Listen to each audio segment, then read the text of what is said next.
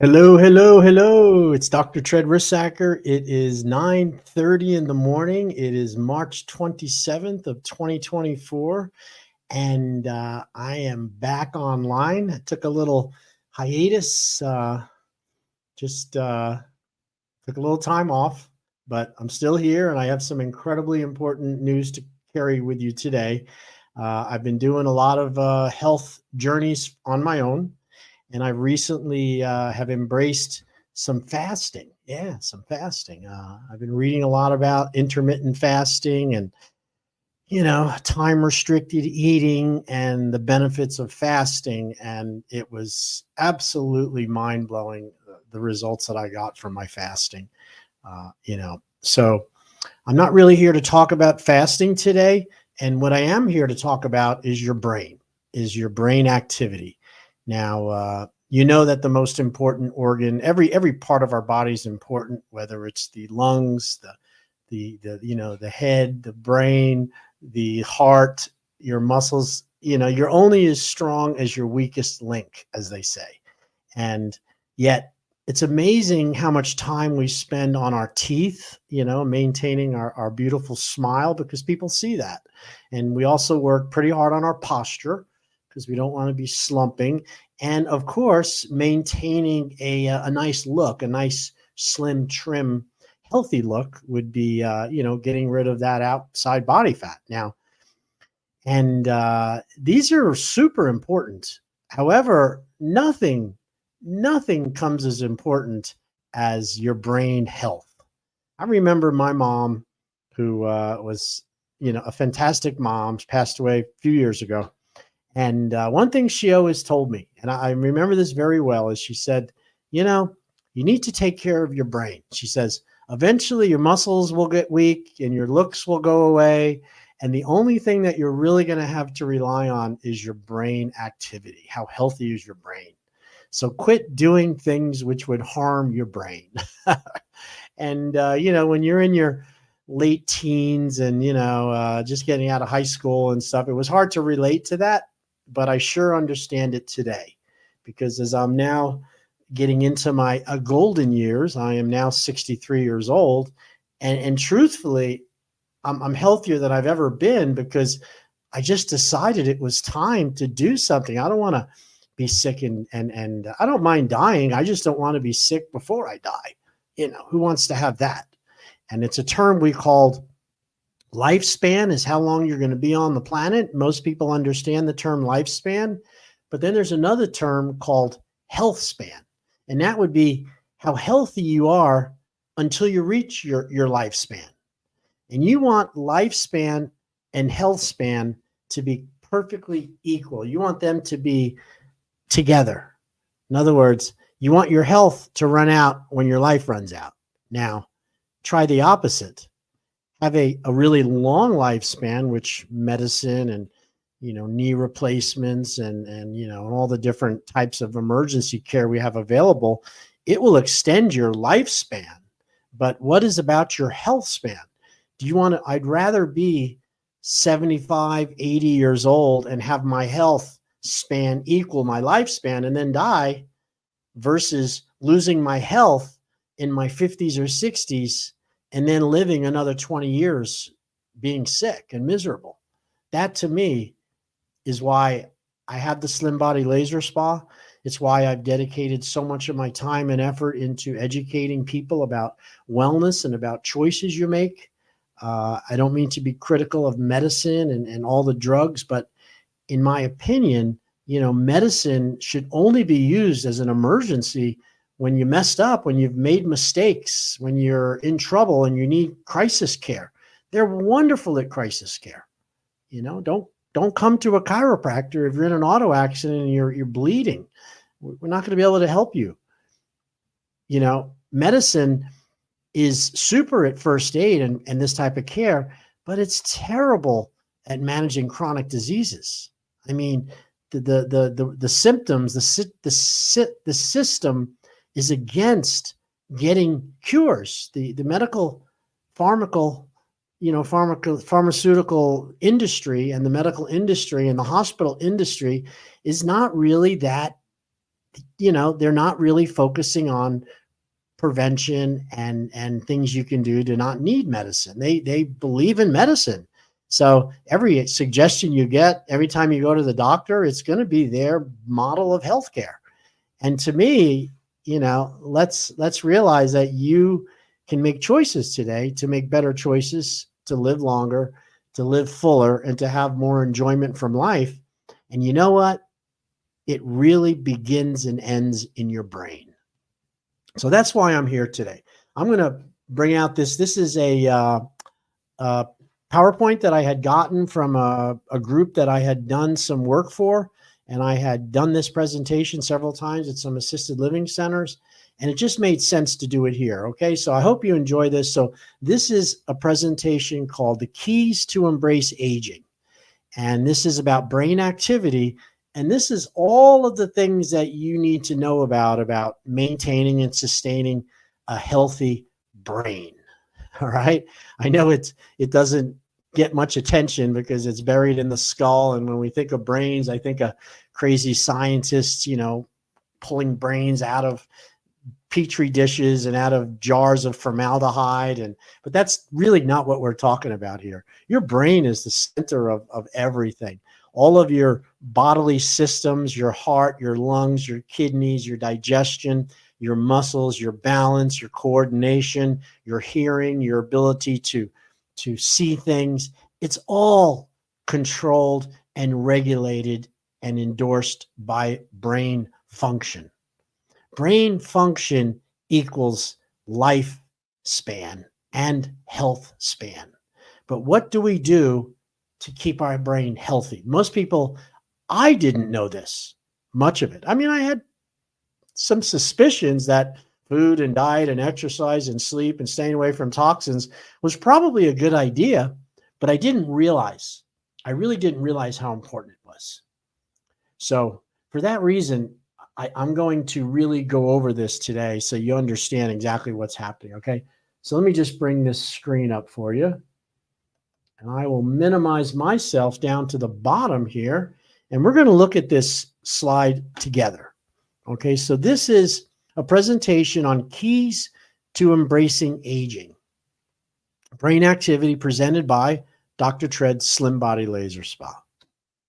So let's get over here. Now, your brain is a highly complex organ. Did you know that you have over 100 billion? That's billion neurons. There's more connections within your neurons where those nerves connect than there are stars in our universe. Think of that.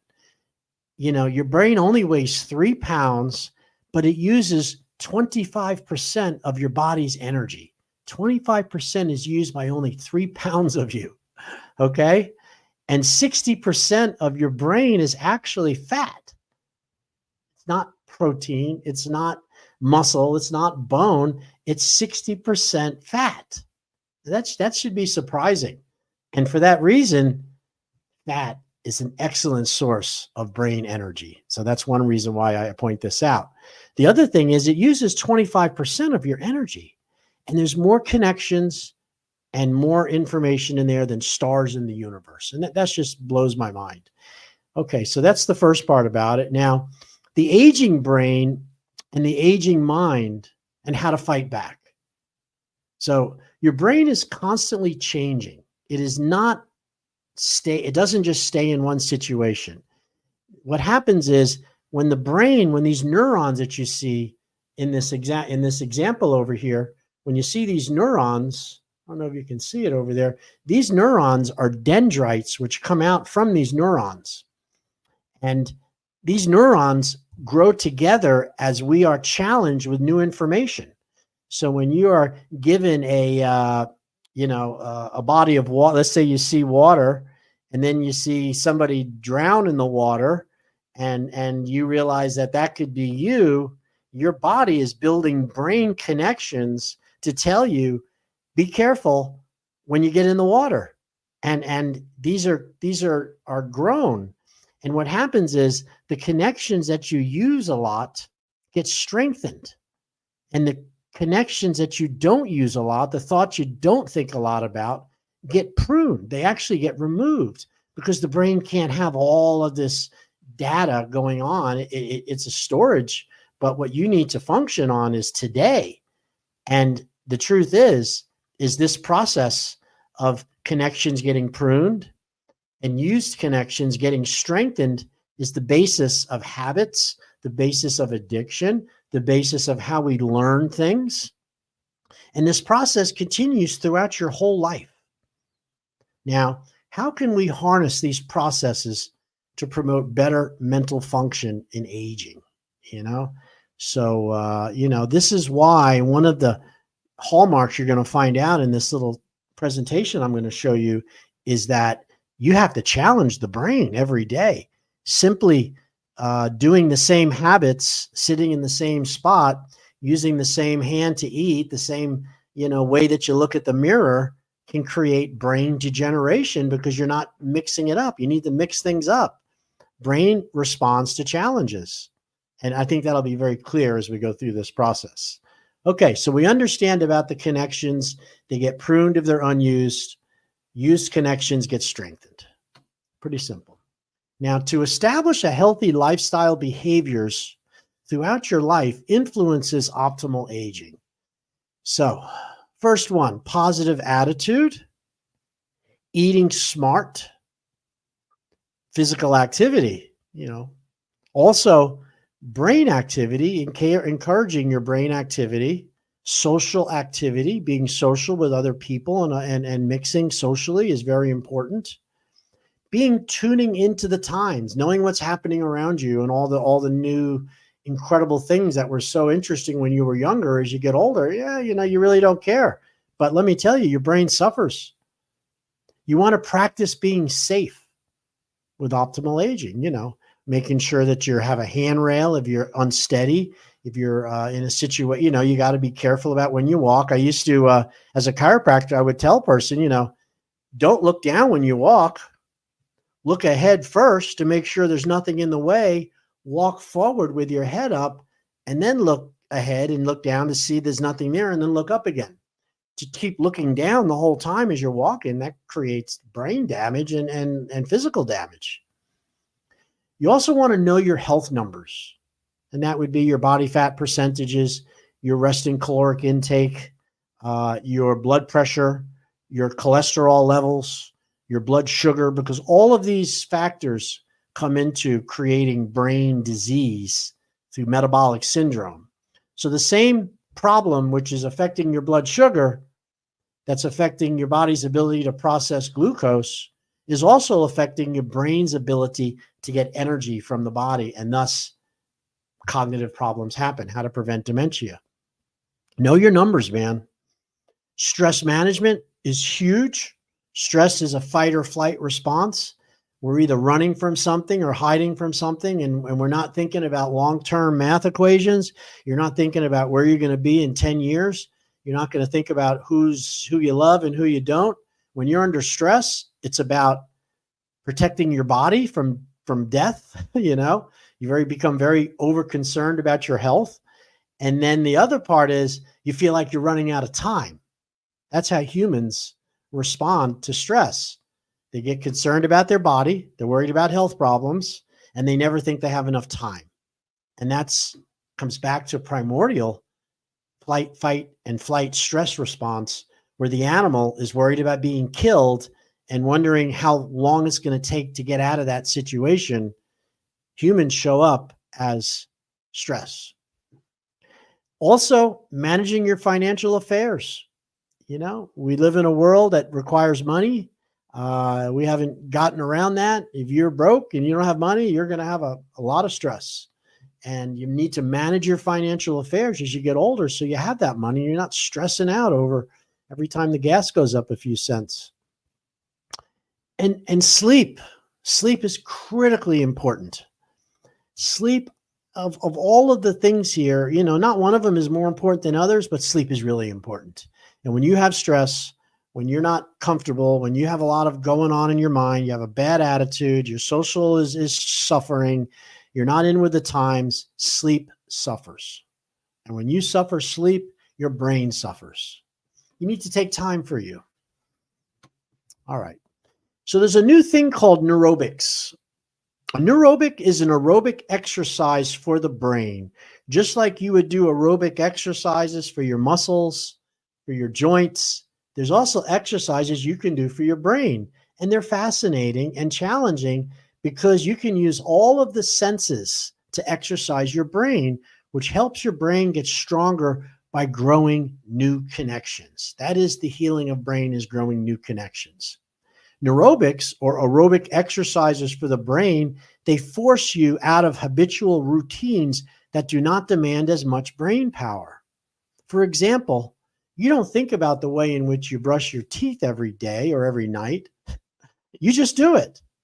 But if you were to brush your teeth with your non-dominant hand, you will have to work harder to properly brush. And thus, your brain connections will be improved. The same concept can be applied to getting dressed, eating, or doing other familiar activities, including driving a new route home from the store or cleaning the kitchen last if you usually clean it first. Mix things up. Sit on the other side of the TV once in a while. You got to mix things up. You get into habits which are easy, and the brain starts to degenerate because it needs to be challenged. So what is better for your brain? Socialization, mental stimulation, physical activity, nutrition, and sleep. And this has to do with socialization. So here's some suggestions. Keep in touch with your friends and family, friends and friends. Stay engaged or involved with your community. Know your neighbors. And literally plug into the world, watch some YouTube videos, learn some new things, and socialize. Get out, say hi to your neighbors, volunteer at one of the churches or somewhere where you can help people. People that do that have much healthier brain function than the ones who isolate and become shut-ins. Very unhealthy to be alone. We're social creatures. We need each other more than you could ever imagine. Mental stimulation. Mental exercises can stimulate and enhance your brain cell connections. Mental exercise can delay the onset of Alzheimer's disease and/or reduce the effects. Mental exercise increases the blood flow to the brain. So how do you exercise your brain? Here's the first way: good old physical activity. Yep. Physical activity, it increases the blood flow. It helps memory and thinking. Physical activity reduces stress. It enhances decision making, and it helps delay Alzheimer's disease just by being active. Your brain is an organ. It needs blood supply. It needs nutrition, and it needs to do its job and then be cleansed through blood flow and nutrition. Yet, just like if you didn't exercise your muscles, they would get weak. If you don't exercise your body, that's how you get blood to the brain, is by exercise. So the number one source of dementia and cognitive decline in most people over 50 is they're just not exercising anymore. They're not doing anything to raise their blood. They get lazy. And this causes the brain to atrophy and suffer. So the first thing, physical activity. Absolutely, 100%. This is how exercise protects the brain. When you move your muscles, you produce a hormone called an insulin-like growth factor. The insulin-like growth factor goes to your brain, and it helps to repair and it helps to rebuild the nutrition and the substances necessary to protect the brain. And one of them is called brain-derived neurotrophic factor, BDNF. BDNF is produced by the body when you exercise or when you go into fasting, when you're not actually eating. Your body produces these brain-derived neurotrophic factors, which repair and can heal the damaged tissue in your brain by simply exercising. The role of nutrition with food as medicine in the brain is really, really important. Nutrition is the most important and least used tool for staying mentally and physically fit. The typical North American diet is toxic. It's full of sugar, saturated fat, and chemical additives. All invite free radicals and inflammation to invade your brain. Free radicals are the byproducts of chemicals in processed food. When our body breaks down these chemicals, these substances are called free radicals because they're radical. And what they do is they create damage to protein, to nerve tissue, and to other tissues by cross-linking, by getting involved in the tissue repair, the tissue growth. These free radicals disrupt it because they need a place to grab onto. They're free radicals. And this inflammation over time fills your brain with inflammation. Not okay. Simply cutting out sugar, saturated fat, and chemical additives, SOS, sugar, oils, and starch, your body's going to be better. You want to seek foods that are high in antioxidants and omega-3s. This would be a heart healthy diet, is equal to a brain healthy diet. Avoid excess calories, overeating. Avoid excess salt or sodium. And avoid bad cholesterols. Now, if you need help with food and diet, that's what we're doing at the Slim Body Spa. We're helping people overcome that. But I think these types of suggestions are pretty simple to understand. Antioxidants, vegetables, vegetables and more vegetables, omega-3s, those are your fatty acids that occur in salmon and some plant-based, and they're very good for you. Now, your brain needs fat. Fat equals brain. Your brain needs more fat than any other nutrient. It does not need unhealthy fats. Unhealthy fats equal an unhealthy brain. So, the types of fats which are healthy are fats like olive oil. Yeah, I'm going to tell you that olive oil, avocados, MCTs are probably your best. I don't really like canola oil or safflower oil. I think that those are oils, but they're not really healthy fats. Healthy fats are omega-3, salmon, the fat in salmon, the fat in avocados, and you want foods that are high in antioxidants, and these are less prone to free radical attack and damage. So brain needs fat. One source of fat I like is dairy products, as long as they're grain fed, and that would be butters and cottage cheese and even sour cream with a high fat content. There's a lot of fat in cheeses, which are good for the brain, and there's fat in animal products. And there's your salmon. You got to be hydrated. Of all of the findings that I find in my Slim Body Spa when I'm doing my body fat analysis and I'm doing my initial intakes, we always check somebody's overall hydration, how hydrated they are, how much water you're holding. And most people are severely dehydrated because they have given up water for fizzy drinks and for sweet drinks and for flavored drinks. And you're not really getting enough water as a result of that, and you're actually dehydrated. So when your brain is dehydrated and you don't have enough water in your brain, you suffer, and you suffer badly. I really mean that. It's not pretty. And hydration, just being hydrated, is the number one thing that's going to help you with brain function. Okay. There are some foods that make you smarter. How about that?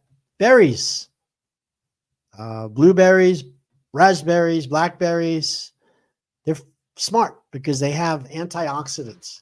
Omega-3, range enriched eggs, free range, vegetarian, high vitamin B. I do a lot of omega-3 eggs. Weeds, salad, omega-3. I have no idea what purslane is, but I guess it's an herb.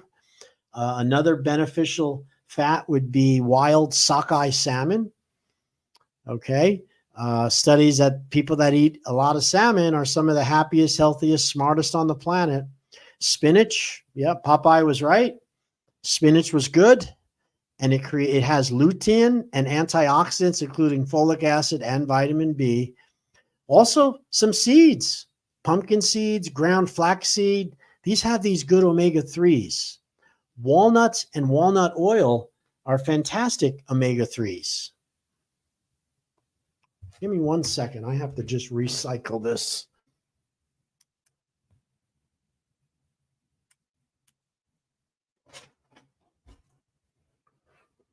All right. And we are back.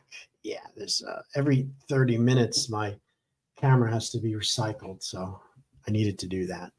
All right. Some more things to help with brain function are herbal remedies. And that would be turmeric, calorie restriction decrease of 25%. I'm going to go back to that. You want to use both vitamin C and vitamin E. And if you have enough vitamin C and E, you can decrease the prevalence of Alzheimer's by 78%. Vitamin C and vitamin E are heavy, strong antioxidants, and they help stop the cross-linking and the cellular damage in your brain. So you want vitamin C and vitamin E. Also, CoQ10, which is something which helps with nitric oxide and helps with blood circulation. And CoQ10 is a wonderful supplement that helps improve oxygen. And exercise training increases the size of your hippocampus, which is a part of your brain which controls memory.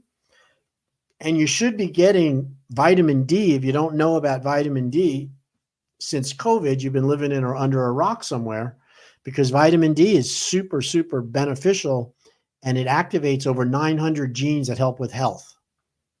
Now, the caloric restriction, a decrease of 25% of the amount of food you eat, has been proven to extend lifespan, to help with health, to decrease inflammation, to improve memory, to improve sleep, and to also help with blood sugar and to reduce the chances of having metabolic syndrome by decreasing your calories 25%. Now, that's not asking a lot, but it is, we are literally digging our graves with our forks and knives, people. If that isn't news to you, if that's something that you don't believe or think that that's what's happening, just go out to any event where they're walking in the park, or just go to a big grocery store in the morning and look at the people walk in. They have to hold on to carts to get through the day, and they're filling up the cart with more food and more stuff. And we're just overeating, and we're eating too much and too often. Cut down your calories by 25%, and your brain will thank you for that. So these are some of your important numbers. All right. Now, this would be a whole 2 hours to go over each one of them, but I'm going to try to skim through this very quickly, and so you understand what they are. The first number you need to know is your BMI, and that's your body mass index. That is how much fat you have compared to lean muscle. We want to be between 20 to 25% of our body can be fat. The other 75 to 80% should be lean muscle. Now, obviously, it's not all muscle because there's water and bones. However, we don't want to have too much body fat. If your body fat starts creeping up above 25 and 30%, this is a high BMI, and this is inflammatory, and this will cause you to be sick and have brain problems. You want to know your caloric intake per day. That's why if you don't know how many calories you normally eat, how can you back off 25% if you don't know that number? I have found that people that count their calories get better results than those who do not, because you can't get rid of food you ate. It's going to be stored. It's going to be turned into fat, and that's just the way it goes. So you don't want that to happen. You want to know how many calories you're eating every time. The other one is increase of fruit and veggies. You want to know that number. You also want to know how many hours you're sleeping per day, per night. Okay. And also how much water you're drinking. Are you getting enough water? Water is critical. You want to know your blood pressure? 120 over 70 is normal blood pressure. You want to know, you also want to get a complete blood count. And this would be blood work done, at least every year. More if you're trying to, if you have a health problem you're trying to manage, that blood work tells you how much body fat you have, how much triglycerides you have, whether or not you have inflammation. There's a lot of things that blood work will tell you that's very important. From that blood work, you want something called a lipid panel. Now, a lipid panel, lipid means fat, and this would be something that would be for somebody who is obese, they're overweight, they're starting to have blood sugar hyperglycemia. A lipid panel tells you your blood glucose levels from fasting. It also tells you your A1C number, which is the 3-month window as to how much blood sugar, how high your blood sugar is. It's a 3-month window of how much it's been for 3 months. Let me clarify that. Your blood sugar can go up and down based on when you eat and when you haven't eaten. It changes all the time. However, when it's elevated for any length of time, that's called diabetes.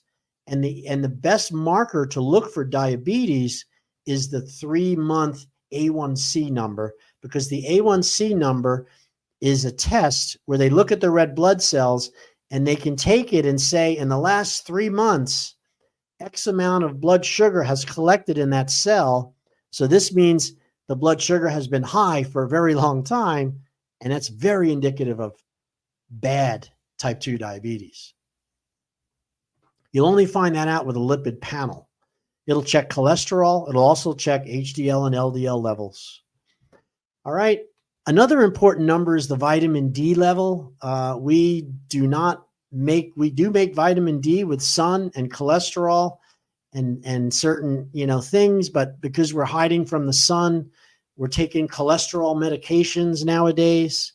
Your vitamin D levels are in the toilet. I mean, they are really low on people.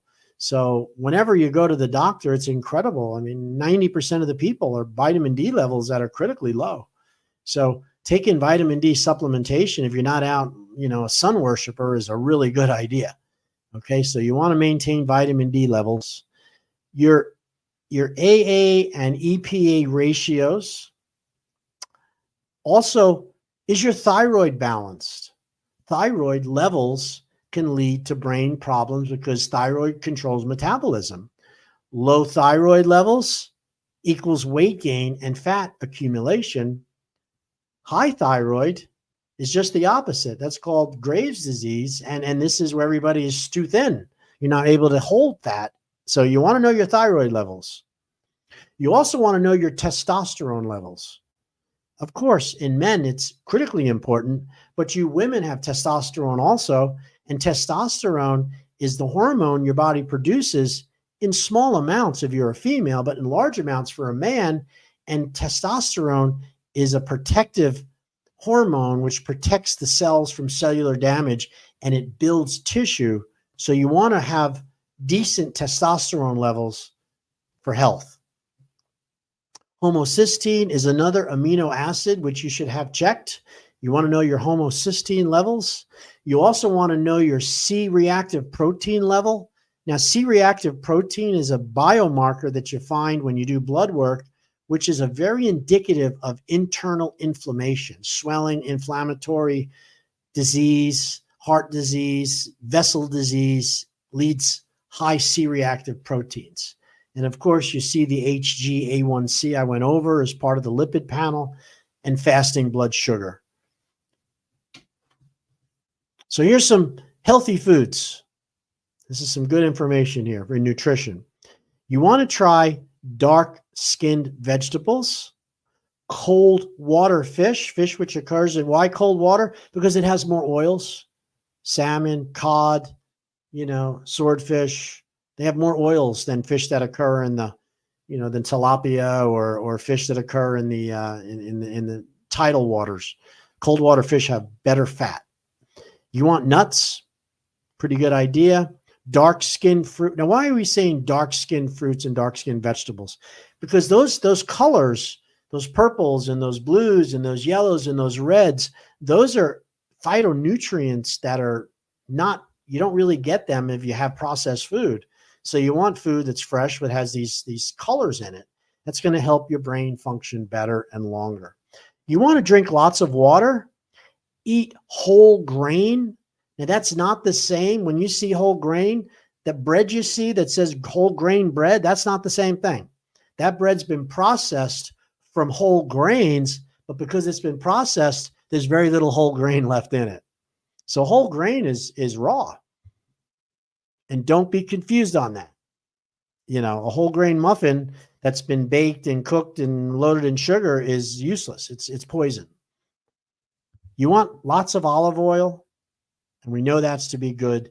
These are brain healthy foods to try. Now, here's what you want to avoid and limit: fried, greasy, high fat foods. Listen, stay away anything that's fried. Unless you fried it yourself in olive oil or maybe some grapeseed oil or coconut oil, which are good fats, any of the other fryers are just toxic for your health. Stay away from fried food. Excess sugary products, things that contain high fructose corn syrup. HCFS, it says on the label. I don't have to tell you about that. If you still think that sugar products are good for you, then you might need to go back to elementary school and go over that again, because they're death. It really is. Too much of it, of course. Salty foods, not good. Salty foods have a lot of sodium, and sodium increases blood pressure, increases inflammation, and that is not a good thing. Fast foods and processed foods are chemical storms of garbage, yet they're designed to be sweet, to be salty, and have lots of bad oil in it. SOS, sugar, oil, and salt. Bad, bad, bad. If you can avoid fast food and processed foods, you would empty out the medical industry. They'd have no one to work on because everyone would be healthy. Alcohol and caffeine. Now, these are something that people use all the time. They're not willing to give up their alcohol or caffeine, and in small amounts, it's fairly acceptable. But in larger amounts, very, very bad for you. And only you can be the judge of that. Refined grains. These are grains, rice, wheat, barley, malt. These are great when they were raw and your body had to go through the fiber and chew them up to digest them. But once they've been refined, which means they've been processed to remove the husk, to remove the grain, to remove the fiber, now you've got a simple carbohydrate, which is the same as sugar. So stay away from refined food. Another one, other oils and solid fats. Limit and avoid. A lack of sleep negatively affects your memory, your mood, your concentration, your coordination, and your safety. What happens when children don't get enough sleep? Right? You know exactly what happens. They are cranky, they are upset, they're moody, they can't concentrate, and we know little boy just needs a nap, Why don't we treat ourselves the same way? Listen, if you're tired, take a nap. You're not giving up on the world. Don't worry what somebody says. Some of the most successful, most productive members of our society back in ages napped every day. I mean, presidents, famous baseball players, famous artists, and people that performed all took naps. Some of them actually traveled, required that they have a cot and a place where they can take a nap in between during the day. It refreshes your brain. It recharges the neurons. It's a good thing. Most people are walking around completely sleep deprived because of the stimulants of food, and then they're not getting enough uninterrupted sleep. It's okay to catch up on sleep. Your brain will thank you for it. How to get better sleep. exercise, eat a well-balanced diet, set regular bedtime and waking hours, avoid reading or watching television while in bed. So I'm only going to say one thing about this, about reading in bed and stuff. This is a fact. When you start to get near when the sun goes down and it's getting dark out and your body is starting to produce melatonin, you're going to get this one time close your eyes and go right to sleep because it's a natural state. Now, if you do that in front of a TV, if you do that listening to something which is maybe an audio tape, or you're doing it on the couch instead of going in and going to bed, you're going to miss out on that initial gift of instantly falling asleep. And by doing it on a couch or not in bed is going to require you to either get up because your back's going to hurt because couches and chairs are not where you should be sleeping, and going into bed. But now you've missed that opportunity, that quick fall to sleep that you get. And now you struggle to maybe go back to sleep. Or if you do, you never get to REM sleep. It's not the same. Gosh darn it. Stop falling asleep on the couch. Stop falling asleep on the chair. If you're sleepy, get up, go into your room and go to sleep. If you wake up at 3, 4 in the morning because you went to bed too early, that's fine. Pick up a book and read. It'll be quiet and you'll get more done. All right. Oh, and here's my favorite. Don't worry about this. This is common. Everybody has obesity. Nobody's really doing anything about it. The medical profession is setting up a system that's going to bankrupt the whole America with this Ozempic, because they're going to start making sure that everybody that's obese is going to be put on this semaglutide, and they're going to make sure that that taxes pay for it. Remember, we're 80% obese, 80% overweight. 40 to 50% of America is morbidly obese. That's a health risk. It's going to bankrupt the country. And the latest, greatest is Ozempic, which I am 100% against if you haven't tried other things first. And that means more than promises, more than a Fitbit watch, more than joining a gym and not going. Okay, come on. You're on Ozempic because you're not taking good care of yourself, or you wouldn't be overweight and fat like that. And over time, you have to take that stuff forever. It doesn't cure the problem. In fact, it creates recidivism. Once you get off of it, you'll have to take it the rest of your life. And they're proving that. And the average cost right now is about $15,000 per year. So can you afford that? Obesity shrinks your brain. It's associated with reduced brain volume. It slows cognitive function. Brains of overweight, obese individuals appear 8 to 16 years older, respectively. It also controls type 2 diabetes. If you are obese, get into the Slim Body Spa as quick as you can. I got lots of different tools. We get results. I'll leave it at that. So what steps can you do today to start making better brain health? Physical exercise, moderate intensity walking, at least 150 minutes per week. So if you walk 7 days a week and you do 20 minutes, you're good. Okay? You want to lift weights. You need to strengthen muscle. Muscle is absorbs the toxins. Muscles protect your skeletal system. If you fall, muscles allow you to get out of bed. They allow you to sit up. They allow you to digest. Muscles are everything. And you need to concentrate on strengthening muscles when you're older.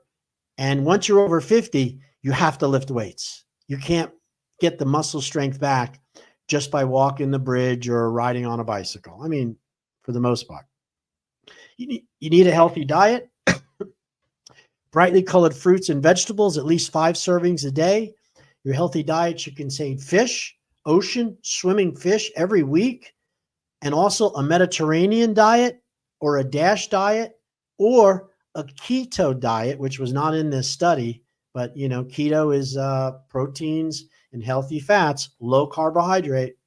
You want mental exercise, creative, productive activities, puzzles, games, arts, crafts, start a new hobby, do crossword puzzles, sit in the opposite side of the room, get out of the chair that you've been in and sit in the other chair, mix things up. Your brain will love it for this. There's also computerized brain games you can do. Now, what about the risk factors?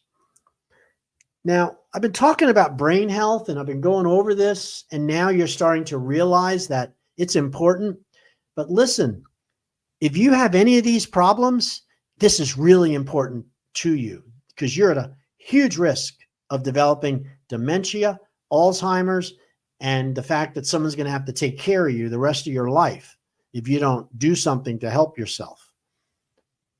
Here's one of them: diabetes, type 2 diabetes. If you're diagnosed with type 2 diabetes or you're hyperglycemic and you're moving in that direction, you're a huge risk for brain problems. Hypertension, that would be a blood pressure that is elevated over a series of months or weeks, not just one time. If you have hypertension, you got blood supply issues, and you need to look at this because this is eventually going to hurt your brain. Obesity, just talked about it. Big fat people have small brains, and it just gets worse for them. Sleep apnea, if you're having problems with sleep and your body just stops breathing, and then you take that big breath, and and your wife's telling you that, and you're always tired, you might want to think about a sleep study, get on a CPAP machine. Sleep apnea is a huge risk factor for dementia and brain problems. Have you ever had a head trauma? Have you ever hit your head? Have you ever been in an auto accident where maybe you went forward but didn't hit your head, but all the brain material went back and forth? That's what happened to me. You are at more of a risk of developing dementia and cognitive problems because you hit your head. And this could be even something when you were a kid. This is what leads to these problems. Your genetic disposition has to do with finding out familial family members that have had brain problems before you. Mom, dad, brothers, uncles, aunts, cousins. Got a history of dementia, history of Alzheimer's. That's important because you need to do what I just went over even more so than someone who isn't. And then stress. Stress is the juggernaut. Stress is, I would tell you honestly, that stress is probably the biggest number one factor as to why we have sickness, why we have high blood sugar, why we're collecting too much body fat, why we don't exercise, why we worry, why we have digestive troubles, why, it just goes on and on and on. And stress, yes, stress can come by worrying and watching things that you cannot do anything about, right? Political problems, things that happen around the world, how horrible it is. I see it, but I know I can't change it. It's not going to serve me to think about it more than just seeing it. Should I send $20 to them? Maybe that would be an option, but limit what comes into your life. Limit what you look at, who you hang with, the people you talk to. Stay positive. Remove stress. Stress is easy to remove, but you got to remove yourself from the energy from it. At first, you're going to go through withdrawals. Trust me. You're going to feel like you're missing something, but you're not. You'll be healthier and you'll be happier, and your brain will thank you. So on the other side, eat a brain healthy diet, do physical fitness, cognitive stimulation, and meditation. Now, nootropics are smart drugs and cognitive enhancers. They're supplements and other substances that may improve your cognitive function and memory, creativity, or motivation. Now, these should be used carefully because they can help, but they're not a fix-all when you have other problems. And some of them are listed here, and the way I can't go over all of these, but if you want to go back to this podcast and you want to go back, because this will be available on my website, drtredtv.com, or on my Facebook page, because these are all going live right now, and you can take a screenshot of this. I would highly suggest you do that. There's ashwagandha, there's creatine, feverfew, fish oils, ginkgoa biloba, inositol, melatonin, rhodiola rosea, L-theanine, vitamin B2, and zinc are called nootropics, and these can help you with brain problems. Aging is inevitable, you guys. By embracing a healthy lifestyle throughout your life, you'll have a greater ability to engineer a positive approach to the aging process. And here's the good news. Your capacity to develop new synapses is incredible. You still have the capacity to develop neurons as long as you have thought processes, memory, reasoning, learning are retained, but it may be a little slower. However, your brain will heal, it will adapt, just like if you weren't using your leg and it got all weak and out of shape and you started putting more time into it and more energy into strengthening it and being aware of it, it's going to improve. Your brain is exactly the same way. You don't lose your memory. Your brain degenerates where your memory is not accessible. Improve your brain, improve your nutrition, improve your exercise, get the right nutrients, reduce the stress. Your brain memory is going to improve. It's that simple. Stay away from sugars. The brain we develop reflects the life we lead. And that's a quote by His Holiness, the Dalai Lama. So, let's just get back to me. There we go. So I implore you, I plead with you to take better care of your health and your brain. I had a year and a half ago, I was in an auto accident. This person turned on US 1 from the left lane right into traffic, and I was in the leader of the pack that was moving from that one light. So I was the first car that she hit, and I hit her. And what it did was it was a 50-mile-an-hour shot, and it caused of course, the engine compartment pushed into my passenger compartment, and I put my foot out, but my airbags protected me from dying. And all the airbags went off, ceiling. I had a 2020 Ford F-150, beautiful truck. And the truck, that impact stopped, and then it pushed off to the side and it flipped over in the air, did a complete somersault and landed on the tires. I hopped out of that. Airbags went off. I was able to cut one of the airbags away on the passenger side. I happened to have a razor knife in my truck from hunting. It's weird, but it's amazing how things are provided when you need them. And I climbed out that door, and I didn't really get hurt that much. I hurt my foot, and I was shook up, but I didn't. I just couldn't believe it. And what happened was I started to develop some cognitive problems. I knew right away that impact, because I didn't hit my head, but my body was traveling at 50 miles an hour, and it stopped suddenly, and the soft brain material still goes forward.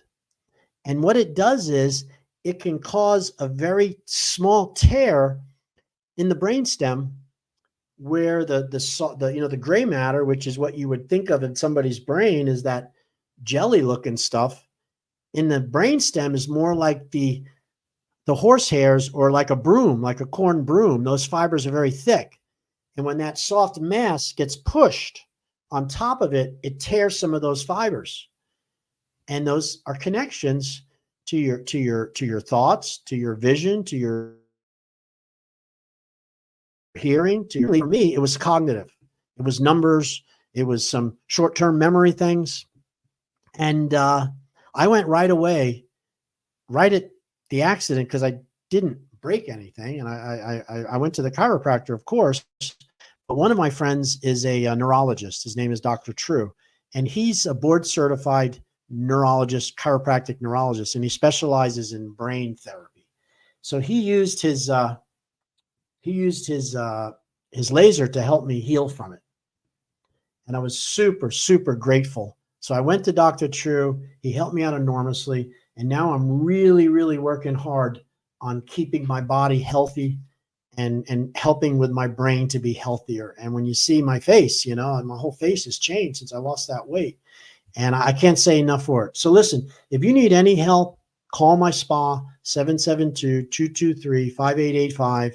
You can go online, Dr. Tread Slim Body Laser Spa, hit the contact page. I can help you with the fasting. I can help you with, you know, helping with brain healing. We do lasers for brain, you know, treatment. We also use the lasers to get rid of the body fat, which eventually improves brain function all the way around. Okay. So if you like what you heard, give me 2 thumbs up, hit the subscribe button. I so appreciate you. Namaste. God bless.